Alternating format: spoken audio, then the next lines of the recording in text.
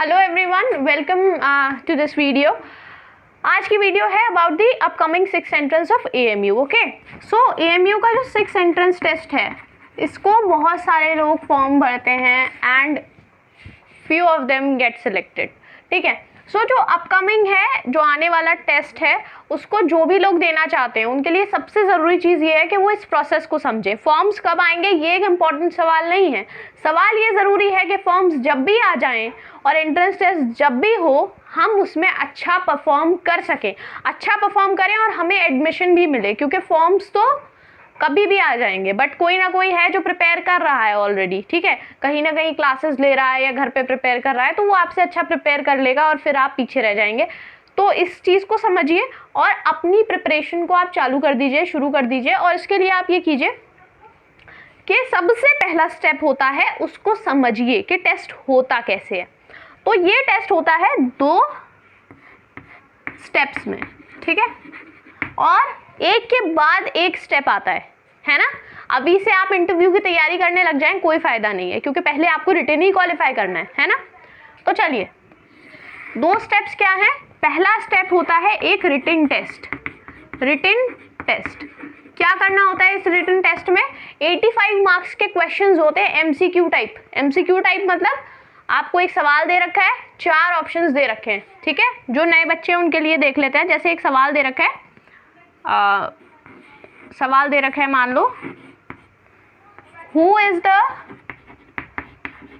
Father of nation, father of the nation. Okay, मान लो ये क्वेश्चन आपको दे रखा है ना, और इसके नीचे 4 ऑप्शंस दे रखे हैं A, B, C and D, है ना। A, B, C and D। A option दे रखा है, मान लो आपको जवाहरलाल नेहरू, है ना, जवाहरलाल नेहरू। बी दे रखा है मोतीलाल नेहरू, है ना। सी दे रखा है महात्मा गांधी, और डी दे रखा है डॉक्टर भीमराव अंबेडकर, है ना, भीमराव अंबेडकर।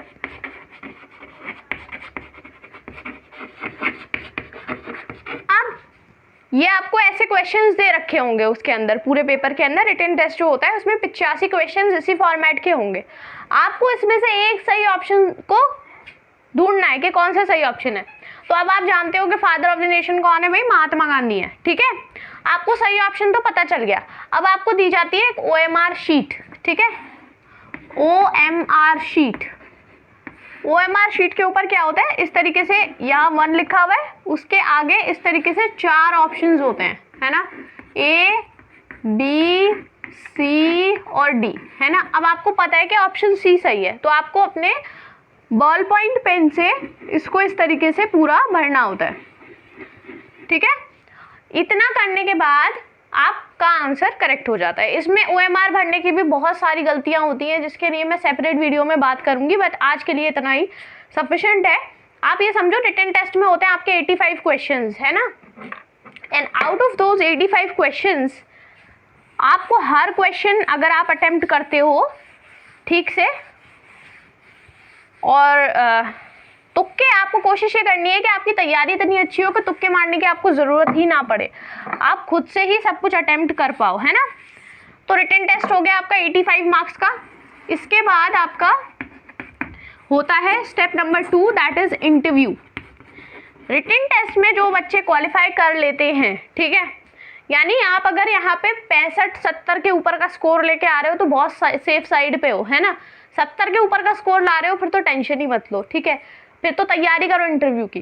तो अगर रिटन टेस्ट होता है उसके 1-2 दिन बाद जो है ऑफिशियल OMR शीट आ जाती है, यानी सही आंसर्स वाली जो आंसर की होती है वो AMU के ऑफिशियल वेबसाइट पे वो लोग अपलोड कर देते हैं। उस आंसर की से आप अपनी जब आंसर की मैच करते हो तो आपको पता चल जाता है कि 85 में से कितने क्वेश्चन आपने ठीक किए। जब आपको ये पता चल जाता है कि आपने कितने क्वेश्चन ठीक किए हैं, तो आपको अंदाजा लग जाता है कि आपका एडमिशन होगा या नहीं होगा। जैसे मान लो आपके 30 सही आ रहे हैं 85 में से, तो बहुत कम चांसेस हैं, है ना। आपके 60 सही आ रहे हैं तो 50-50 चांसेस हैं। आपके 75 सही आ रहे हैं तो बहुत अच्छे चांसेस हैं, और आपके मान लो 84 सही आ रहे हैं तो फिर तो कोई बात ही नहीं है, फिर तो बहुत ही बढ़िया बात है ना। फिर तो आप टेंशन लो ही मत। तो ये तरीका है, इससे आपको पता चल जाता है कि आपका आप कहाँ पर हो अभी फ़िलहाल। फिर जो बच्चे क्वालिफाई कर लेते हैं रिटन टेस्ट में, इसके कुछ दिनों के बाद यानी लगभग 1.5 महीने के बाद सिलेक्शन वाली लिस्ट आएगी, ठीक है। उसमें नाम दे रखे, मतलब रोल नंबर्स दे रखे होंगे कुछ बच्चों के, वो लोग जाएंगे इंटरव्यू के लिए। इंटरव्यू होगा, इंटरव्यू के अंदर ज़्यादा कुछ नहीं देखते हैं वो लोग, आपका कॉन्फिडेंस देखते हैं बस कि आप जवाब देने में कितने कॉन्फिडेंट हो। ऐसा तो नहीं है कि आपको जवाब आता है और फिर भी आप नर्वस होकर जवाब नहीं दे पा रहे हो। तो ये चीज़ है, नॉलेज से ज़्यादा आपको यहाँ पर अपनी कॉन्फिडेंस से काम करना पड़ेगा कि आपको दिखाना पड़ेगा कि मुझे आता है और मैं उसे एक्सप्रेस भी कर सकता हूँ, है ना। इंटरव्यू होगा, इंटरव्यू देने के आपको, इंटरव्यू होता है 15 मार्क्स का, इसमें से आपको नंबर दिए जाएंगे। ये नंबर जो होते हैं ये इसमें फिर ऐड होंगे और टोटल हो जाएगा 100 मार्क्स, है ना। तो written test plus interview is equal to 100 marks. 100 में से अब एक जो अब नई जो लिस्ट बनेगी उसमें से कुछ बच्चों को एक्सक्लूड कर दिया जाएगा जिनको इंटरव्यू के लिए बुलाया गया था, लेकिन अब वो फाइनल लिस्ट में नहीं होंगे और बाकी बच्चों को सेलेक्ट करके एक लिस्ट तैयार की जाएगी। फिर उनकी होती है काउंसलिंग। काउंसलिंग में क्या होता है कि आपको स्कूल प्रोवाइड किया जाता है, आपको एडमिशन लेना होता है, एडमिशन प्रोसेस सारा करना होता है फुलफिल, है ना। जो भी चीज़ें होती हैं डॉक्यूमेंट वेरिफिकेशन वगैरह वगैरह वगैरह, वो करने के बाद में फिर आपको फाइनली एडमिशन मिल जाता है। उसके बाद में फ़ी सबमिशन होता है और उसके बाद आपका ये सब होने के बाद आप स्कूल अलॉट हो गया, है ना। और एक चीज़ और है जो मैं आपको यहाँ बताना चाहूँगी, वो ये है कि अब आपको ये प्रक्रिया समझ लिया आपने कि 85 नंबर का ये होता है, 15 नंबर का इंटरव्यू होता है और टोटल हुए 100 मार्क्स। अब जो दूसरी चीज़ आपको डिटेल में समझनी है वो ये है कि इस टेस्ट में क्या पूछेंगे, क्योंकि फर्स्ट स्टेप जहाँ पर बहुत सारे बच्चे कॉम्पीट कर रहे हैं और इतनी सी गलती भी आपको भारी पड़ सकती है, वो ये वाला स्टेप है। क्योंकि अगर आप थोड़े बहुत भी कॉन्फिडेंट हो और रिटन टेस्ट में ठीक ले आते हो तो इंटरव्यू निकाल लोगे, कोई बहुत बड़ी बात नहीं है।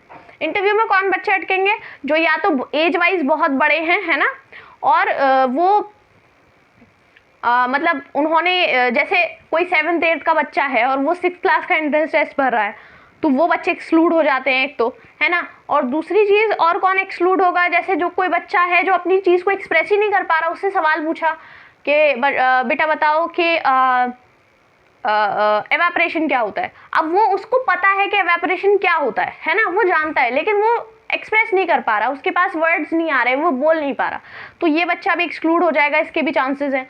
और कौन एक्सक्लूड होगा इंटरव्यू में, जिसके डॉक्यूमेंट्स पूरे नहीं होंगे, है ना, जो इंटरव्यू देने नहीं जाएगा वो तो ऑलरेडी एक्सक्लूड हो गया। तो इंटरव्यू कोई बहुत मुश्किल स्टेप नहीं है, अगर आप अपनी चीज़ को एक्सप्रेस कर सकते हो। आपसे पूछा एवापोरेशन क्या होता है, तो आपने बता दिया कि मैम जब सनलाइट वाटर पे सनलाइट की हीट की वजह से जब वाटर वेपर्स बन के ऊपर की तरफ, हाइट की तरफ जाने लगता है और ऊपर जाके क्लाउड फॉर्मेशन होता है, that process is known as evaporation. आपने किसी और तरीके से बता दिया कि एवेपोरेशन में क्या होता है ना, वाटर वेपर बन के ऊपर की तरफ उड़ने लगता है, इसको हम कहते हैं एवेपोरेशन। आपने कह दिया कि पानी जो है, आपने किसी भी लैंग्वेज में बताया, कैसे भी बताया, लेकिन आपने अपनी बात को अगर एक्सप्रेस कर दिया तो कोई दिक्कत नहीं है, ठीक है। अगर मान लो उन्होंने दूसरा सवाल आपसे पूछा, आप नहीं बता पाए, आपने कह दिया सॉरी मैम हमें नहीं आता, तो कोई दिक्कत नहीं है। लेकिन दिक्कत कहाँ आती है, जब आपको आता है और आप एक्सप्रेस नहीं कर पाते हो। तो इंटरव्यू कोई बहुत मुश्किल स्टेप नहीं है जिसके लिए आपको तैयारी करनी चाहिए, है ना, या जिसके लिए आपको ऑलरेडी प्रिपेयर करना चाहिए, बहुत ज़्यादा पढ़ना चाहिए, नहीं। इंटरव्यू में अगर आप अपनी क्लास में ठीक ठाक परफॉर्म कर लेते हो तो इंटरव्यू में भी ठीक ठाक परफॉर्म कर लोगे, ठीक है। दिक्कत है रिटन टेस्ट में, क्योंकि फाइनली आपका एडमिशन होगा या नहीं होगा इंटरव्यू से कहीं ज़्यादा रिटन टेस्ट डिसाइड करेगा। अगर आपके रिटन टेस्ट में 84 नंबर है, आप इंटरव्यू में अच्छा नहीं भी परफॉर्म करोगे तब भी आपका एडमिशन हो जाएगा, है ना। तो रिटन टेस्ट पे फोकस करो और इसकी प्रक्रिया को समझो, इसके स्टेप्स को समझो, ताकि आपका एडमिशन ईजिली हो जाए, आपको कोई परेशानी ना हो, कोई आपको बाधा ना आए, है ना। चलो, तो अब हम समझते हैं रिटन टेस्ट को थोड़ा सा डिटेल में कि आखिर ये रिटन टेस्ट होता कैसे है ना, और हमको कितना इसके लिए प्रिपेयर करना चाहिए, ठीक है। चलो तो शुरू करते हैं। रिटन टेस्ट होता है 85 नंबर का, है ना। इसके 3 मेजर हिस्से हैं। पहला हिस्सा है लैंग्वेज, दूसरा हिस्सा है साइंस, तीसरा हिस्सा है मैथमेटिक्स, ठीक। साइंस में आते हैं 30 क्वेश्चंस, है ना, मैथमेटिक्स में आते हैं 30 क्वेश्चंस और लैंग्वेज में आते हैं 25 क्वेश्चंस। अब लैंग्वेज कौन कौन सी होती हैं तो आपको पता ही होगा, उर्दू, हिंदी और इंग्लिश, है ना। उर्दू, हिंदी और इंग्लिश। सही है। तो लैंग्वेज आपका 25 क्वेश्चंस हुए। 25 क्वेश्चंस में से उर्दू हिंदी इंग्लिश में से तीनों में से क्वेश्चंस होते हैं। इसमें बहुत सारी चीज़ें आती हैं, जैसे उर्दू हिंदी इंग्लिश तीनों की ही आपको ग्रामर आनी चाहिए, व्याकरण आना चाहिए, कवायद आनी चाहिए, है ना।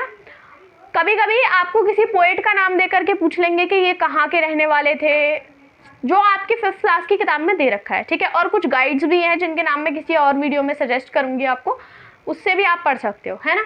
तो इसमें उर्दू हिंदी इंग्लिश में आपसे कुछ थोड़ा सा टिपिकल पूछ लेंगे कि एक सेंटेंस को पूरा करवाएंगे, इसमें बीच में क्या आएगा भरो, तो वहाँ बच्चे कंफ्यूज हो जाते हैं, क्योंकि अक्सर इंग्लिश हमारी इतनी वीक होती है कि हम उसको आंसर नहीं कर पाते। दैट्स नॉट अ प्रॉब्लम, अगर प्रैक्टिस करोगे तो हो जाएगा। अच्छा, इसमें नंबर ऑफ क्वेश्चंस ऊपर नीचे होते रहते हैं, कभी हिंदी में 7 आ जाते हैं, कभी 8 आ जाते हैं, कभी किसी में 9 आ जाते हैं, तो टोटल मिला के 25 क्वेश्चंस होते हैं। अब कंडीशन ये है कि आपकी बाकी की कॉपी तभी चेक होगी जब आप 25 में से कम 40% स्कोर करते हो, ठीक है। जरा कैलकुलेट करें, 40% 25 का कितना हुआ, है ना। तो हुए 10 नंबर, यानी अगर 25 में से कम आप 10 नंबर स्कोर करते हो, 10 सवाल ठीक करते हो, तब जाके बाकी की कॉपी चेक होगी। तो सबसे पहला जहां आपको ध्यान देना है, सबसे पहली चीज है लैंग्वेज। आप कितना ही अच्छा परफॉर्म कर लो मैथ्स में, कितना ही अच्छा परफॉर्म कर लो साइंस में, आपकी कॉपी नहीं चेक होगी जब तक आपने लैंग्वेज में 10 नंबर का स्कोर नहीं किया है। अब लैंग्वेज में 10 नंबर का स्कोर कैसे होगा, क्या सवाल इतने इजी होते हैं कि कोई भी, लैंग्वेज सबसे ज़्यादा डिफिकल्ट होती है। साइंस में क्या है, आपसे मैं पूछूंगी कि अच्छा ये बताइए कि विटामिन के कौन सी चीज़ों में होता है, तो आपको मैंने 4 ऑप्शन दिया, अगर आपने याद किया हुआ है आप इजीली आंसर कर दोगे कि इसमें होता है और इसमें नहीं होता है। लेकिन लैंग्वेज में दिक्कत ये आती है कि हमारी लैंग्वेज बहुत वीक होती है, कोई भी लैंग्वेज हो, उर्दू हिंदी इंग्लिश, ठीक है। उर्दू में अगर मैं आपसे पूछ लूँ कि अच्छा ये बताइए इसमें से कौन सा जो है वो ज़मीर नहीं है, तो आप पहले तो यही सोचने लग जाओगे ज़मीर होता क्या है ना। या मैं आपसे हिंदी में पूछ लूँ कोई कि इसमें से कौन सा पुरुषवाचक नहीं है, तो आप बताएंगे, तो उससे पहले आप कंफ्यूज हो जाएंगे कि है क्या, क्योंकि हमारी लैंग्वेज इतनी वीक होती है, हमें पता ही नहीं होता, है ना। तो लैंग्वेज हमारा पहला वो पॉइंट है जहाँ हमारे एक्सक्लूजन के चांसेस सबसे ज़्यादा हैं। हमें इस एडमिशन में जो सबसे पहले बाधक आएगा वो है लैंग्वेज। अब लैंग्वेज को मैं क्यों इतना ज़्यादा एम्फेसाइज कर रही हूँ, उसके 2-3 रीजन है। पहला रीज़न तो ये है कि किसी की हिंदी अच्छी होती है, किसी की उर्दू अच्छी होती है, किसी की इंग्लिश अच्छी होती है, और कुछ बच्चों की इंग्लिश बहुत ख़राब होती है, उर्दू बहुत ख़राब होती है, हिंदी बहुत ख़राब होती है। तो आपके इनमें से कोई 2 लैंग्वेजेस बहुत अच्छी होंगी, तीसरी बहुत ख़राब होगी, है ना। जैसे उर्दू एक ऐसी लैंग्वेज है जो कि ज़्यादातर बच्चों की अच्छी नहीं होती है। ज़्यादातर अगर हम जैसे अलीगढ़ के बाहर के शहरों से जो बच्चे ये वीडियो देख रहे हैं, तो वहाँ पर Urdu is not a language in schools, है ना। तो उस वजह से उन्हें तो आती भी नहीं है कि अली बेते से ही उनको सीखना पड़ेगा शुरू से। तो आपको अभी से प्रिपेयर करना शुरू कर देना चाहिए इसलिए। फिर कुछ बच्चों की हिंदी बहुत वीक होती है, कुछ बच्चों की इंग्लिश बहुत वीक होती है, और इंग्लिश लगभग सभी की वीक होती है, मैं ऐसा कह सकती हूँ, क्योंकि मुझे पता है एडमिशन के बाद भी जो बच्चे आते हैं उनकी भी इंग्लिश इतनी अच्छी नहीं होती है, मैं खुद स्टूडेंट हूँ इसलिए मुझे पता है। तो English is a weak point, है ना।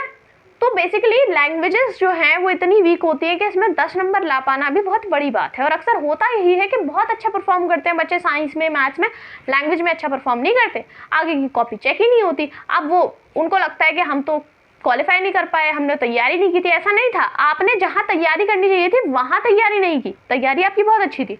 तो पहली चीज़ हो गई लैंग्वेज 25 नंबर की। दूसरी चीज़ है साइंस। साइंस में 30 सवाल हैं टोटल, है ना।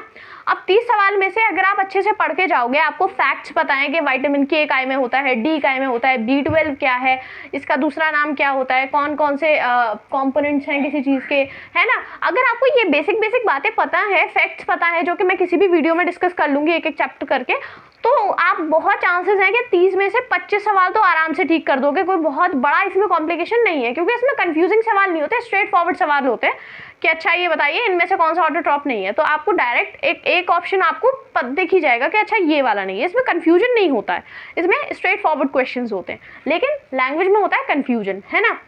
मैथमेटिक्स की बात करें तो इससे ज़्यादा आसान तो कुछ हो ही नहीं सकता, खासतौर से अगर मेरी नज़रों से देखो, क्योंकि अगर आपको पता है कि इसमें कौन सा कॉन्सेप्ट लग रहा है, इसमें कौन सा फॉर्मूला लग रहा है, इसमें क्या चीज़ इन्वॉल्व है, तो आप बड़ी आसानी से उस क्वेश्चन को सॉल्व कर सकते हो। और सॉल्व करने के बाद 100% श्योर हो सकते हो कि मैंने ये सॉल्व किया है और ये सही है। लैंग्वेज में ऐसा नहीं हो सकता, ठीक है। आपने कोई क्वेश्चन का आंसर मार्क किया, उसके बाद आपको ये लगा रहेगा कि पता नहीं सही है या गलत है, मुझे तो आता ही नहीं था, मुझे तो पता ही नहीं था, है ना। मैथमेटिक्स और साइंस में ऐसा नहीं है, आप श्योर हो सकते हो अपने आंसर्स को लेके कि हाँ अगर मैंने ये मार्क किया है तो ये सही होगा, इसके गलत होने के चांसेस कम है। तो this is the first thing जो कि आपको ध्यान में रखना चाहिए। तो इसमें कम से कम आपको 10 नंबर ठीक लेकर के आने हैं। तो हम अपनी प्रिपरेशन की शुरुआत लैंग्वेज से करेंगे। मैं ये नहीं कह रही कि आप मैथ साइंस को बिल्कुल भूल जाओ, क्योंकि मेरिट तो मैथ साइंस के बेसिस पर बनेगी, लेकिन कॉपी चेक होगी लैंग्वेज के बेसिस पर। तो शुरुआत करो लैंग्वेज से, ठीक है। और सबसे पहले ग्रामर पे फोकस करो, क्योंकि ग्रामर अगर आप सीख लोगे ना तो फैक्चुअल बातें तो आप कहीं से भी ले सकते हो, लेकिन ग्रामर अगर सीख लोगे तो हर लैंग्वेज में 3 से 4 सवाल तो ग्रामर के होते हैं। तो 3 से 4 सवाल भी अगर आप अटेम्प्ट कर रहे हो तो 12-13 क्वेश्चंस ठीक अटेम्प्ट कर दोगे तीनों लैंग्वेजेस में, तो अच्छा खासा चांसेस है कि आपका एडमिशन हो जाएगा, है ना। एक चीज़ तो ये हो गई, ये था about the process of the admission. तो आपको समझ में आ गया होगा, जहाँ तक मेरा ख्याल है कि आपको समझ में आ जाना चाहिए अभी तक। अगर कोई भी कंफ्यूजन है तो मुझसे पूछो कमेंट्स में जा करके, ठीक है। मुझे मैसेज कमेंट लिखो, फिर मैं सेपरेट वीडियो में उस टॉपिक पे बात करेंगे हम लोग। एक और चीज़, क्या हमें तैयारी शुरू कर देनी चाहिए और करनी चाहिए, तो क्या हमें कोचिंग लगा लेना चाहिए या फिर हमें कौन सी बुक ले लेनी चाहिए, तो ये सारी बातें ठीक हैं मेरे हिसाब से। अभी जब तक आप पूरी तरह इस टेस्ट को समझ नहीं ले रहे हो, आप क्या करो, आप सबसे पहले आपके जो 5th क्लास की आपके पास ग्रामर की बुक है, खासतौर से लैंग्वेजेस की, उस पर फोकस करो। एनसीईआरटी है अगर मैथ्स और साइंस की तो उस पर फोकस करो, ठीक है। उससे भी काफ़ी ज़्यादा आपका मामला हल हो जाएगा। इसके अलावा आप मुझे कमेंट सेक्शन में बताओ कि हम कहाँ से, मतलब क्या चीज़ें हैं जो आपके वीक पॉइंट्स हैं या क्या है जो आप जानना चाहते हो, ताकि हम उस पर वीडियोज़ बनाएं और आपकी हेल्प हो सके, ठीक है। और एक चीज़ और ये है कि अगर आप इसके लिए प्रिपेयर करना चाहते हो तो अभी से शुरुआत कर दो, ठीक है। क्योंकि अगर आप मान लो एंड मोमेंट पे 3-4 महीने की कोचिंग लगा भी लोगे तो उससे कोई खास फायदा आपको नहीं होने वाला है, क्योंकि आपके तो बेसिक्स ही वीक है ना, है ना। अब आपको ज़मीर नहीं पता तो कोई आपको ज़मीर के कितने एग्जाम्पल्स बता दे तो क्या फ़ायदा उसका। तो पहले हमें अपने बेसिक्स स्ट्रॉन्ग करने हैं, पहले बेस मजबूत करो, उसके बाद में चाहे आप कोचिंग लगाओ या मत लगाओ उससे कोई फ़र्क पड़ने वाला है नहीं। आप किसी भी बुक से पढ़ोगे कोई फ़र्क नहीं पड़ेगा। बुक्स के नाम भी मैं किसी और वीडियो में बताऊँगी, ठीक है। और हम डिस्कस करेंगे, आप मुझे टॉपिक्स दो कि आप किन टॉपिक्स पे बात करना चाहते हो। जैसे लैंग्वेज में किस प्रकार के क्वेश्चंस आते हैं, तो इस पे भी हम एक सेपरेट वीडियो में कुछ क्वेश्चंस लेंगे पिछले जो सालों में आ चुके हैं, और उनको फिर हम डिस्कस करेंगे कि अच्छा ये इस टाइप के क्वेश्चंस आते हैं। तो ये चीज़ है। अब आपको जो आपको इसमें से पूछना हो, इस वीडियो में जो कुछ समझ में आया हो उसके लिए आप आगे बढ़ो, उसको आगे लेकर के जाओ और उससे तैयारी करनी शुरू करो। जो समझ में ना आया हो कमेंट्स में पूछो कि क्या समझ में नहीं आया और क्यों समझ में नहीं आया है, ठीक है। मुझे बताओ कि क्या चीज़ समझ में नहीं आई है, ताकि हम एक सेपरेट वीडियो में उसको लेकर के बात कर सकें, है ना। और जो लोग अलीगढ़ से बाहर के हैं और जिनके यहाँ उर्दू बिल्कुल नहीं पढ़ाई जाती, उनके लिए वो लोग भी मुझे कमेंट सेक्शन में बताइए कि आपको कितनी उर्दू आती है। क्या उर्दू आपको 0 से, मतलब बिल्कुल नहीं आती, अलिफ बे ते से भी नहीं आता आपको, या फिर आपको वर्ड्स पढ़ने आते हैं पर आप सेंटेंसेस नहीं बना पाते हो, या फिर आपको सेंटेंसेस पढ़ना आता है, उर्दू पढ़ अच्छी लेते हो पर लिख नहीं पाते हो, ठीक है। तो अगर आपको पढ़नी आती है ना तो भी कोई बहुत बड़ा मसला नहीं है, क्योंकि यहाँ आपको उर्दू लिखनी नहीं है ना। हो सकता है जो इंटरव्यू होता है उसमें एक आध वर्ड आपसे लिखवा के देख ले, बट उर्दू आपको लिखनी नहीं है रिटन टेस्ट में, ये तो है ना। खाली आपको MR शीट पे मार्क करके आना है। तो अगर आपको पढ़नी आती है तो भी ठीक है, कोई दिक्कत वाली बात नहीं है। लेकिन अगर आपको उर्दू बिल्कुल नहीं आती है तो वो एक प्रॉब्लम है और उसको हमें टैकल करना पड़ेगा, उसको हमें हल करना पड़ेगा, हैंडल करना पड़ेगा। तो उसके लिए आप मुझे बताओ कि ऐसे कितने बच्चे जिन्हें उर्दू बिल्कुल नहीं आती, ठीक है, ताकि हम देखते हैं फिर आगे क्या किया जा सकता है। क्योंकि अगर आप 3-4 महीने में पूरी उर्दू सीखना चाहोगे फ्रॉम क्लास 1 टू क्लास 6, वो तो पॉसिबल नहीं है, लेकिन हम देखेंगे कि मैक्सिमम हो सके जितनी आप सीख सकते हो उतनी तो सीख जाओ, इतनी सीख जाओ कि आप क्वेश्चन पढ़ के आंसर कर सको। That's all for the video. If you like the video then please subscribe to my channel and keep watching और तैयारी शुरू कर दो, ठीक है। और जो भी दिक्कत आए पूछो कमेंट्स में, I will try to answer that, ठीक है।